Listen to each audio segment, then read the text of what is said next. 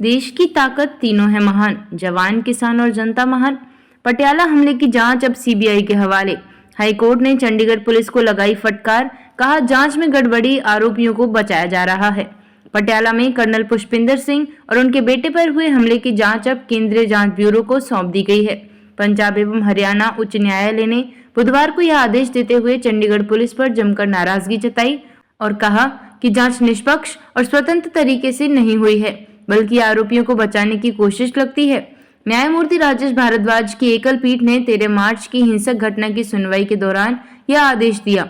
अदालत ने स्पष्ट शब्दों में कहा कि पुलिस की निष्क्रियता और पक्षतापूर्ण रवैये के कारण मामले को अब सीबीआई को सौंपना अनिवार्य हो गया है। कर्नल और उनके बेटे पर हमले का मामला क्या है? पूरा घटनाक्रम।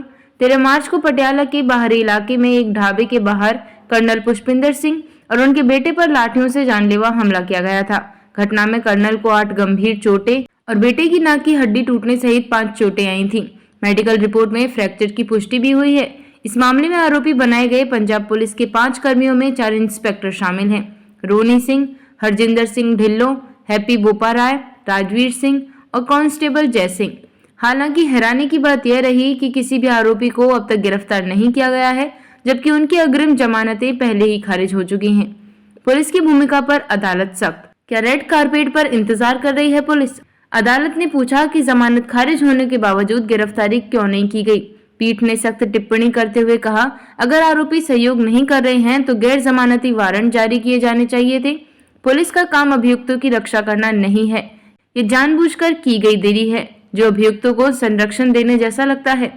अभियोजन पक्ष की गंभीर दलीलें। यह सिर्फ सबूतों से छेड़छाड़ नहीं बल्कि अदालत के साथ धोखा है। पीड़ित पक्ष के वकील पीएस अहलूवालिया ने सुनवाई के दौरान आरोप लगाया कि पुलिस ने जांच को इस तरह मोड़ा कि आरोपी बच सकें।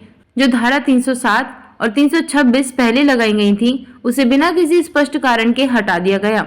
वकील ने कहा कि शुरुआत में पुलिस ने खुद इन धाराओं को उचित ठहराया था, लेकिन अब राज्य ही इनके विपरीत दलीलें दे रहा है। राष्ट्रीय सुरक्षा का उल्लंघन। पीएमओ अधिकारी का पहचान पत्र और फोन छीना गया। एक और गंभीर पहलू अदालत के सामने यह आया कि घटना के दौरान कर्नल का सरकारी पहचान पत्र और फोन भी छीने गए थे। वकील ने बताया कि यह अधिकारी कैबिनेट सचिवालय के अंतर्गत पीएमओ में कार्यरत है। यह केवल हमला नहीं बल्कि राष्ट्रीय सुरक्षा से खिलवाड़ है। पुलिस की ओर से एक नया गवाह प्रस्तुत कर कहा गया कि फोन और पहचान पत्र जमीन पर गिर गए थे, लेकिन अदालत ने इसे सिर्फ बचाव की चाल करार दिया।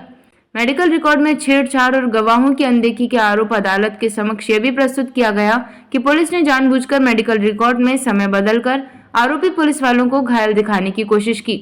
पीएम को एएम कर दिया गया। इसके साथ ही कर्नल के परिवार प्रमुख सदस्यों जैसे उनकी पत्नी और साले, उनके बयान तक सीआरपीसी की धारा 161 के तहत दर्ज नहीं किए गए। वकील ने आरोप लगाया कि ये गवाह उच्च स्तर के अधिकारियों को फंसा सकते थे, इसलिए पुलिस ने इन्हें जानबूझकर नजरअंदाज किया। एफआईआर भी संदेह के घेरे में। ढाबा मालिक के बयान पर आधारित मसौदा प्रारंभिक एफआईआर भी कोर्ट की आलोचना का विषय बनी।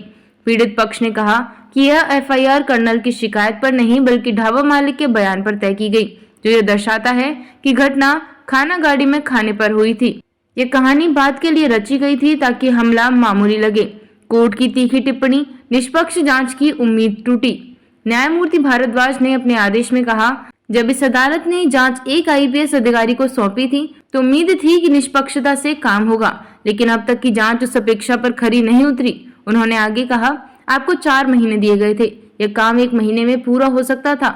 निष्क्रियता को बर्दाश्त नहीं किया जा सकता। निष्कर्ष। अदालत के निर्देश के बाद अब सीबीआई को सौंपा गया मामला सभी पक्षों को सुनने के बाद अदालत ने स्पष्ट किया कि अब जांच सीबीआई करेगी, ताकि यह सुनिश्चित किया जा सके कि जांच निष्पक्ष हो, दोषियों को सजा मिले और पीड़ितों को न्याय। देखते रहिए shed speak TV. Like, share और सब्सक्राइब करना ना भूलें। देश, लोकतंत्र और भविष्य की सबसे बड़ी खबरों के लिए।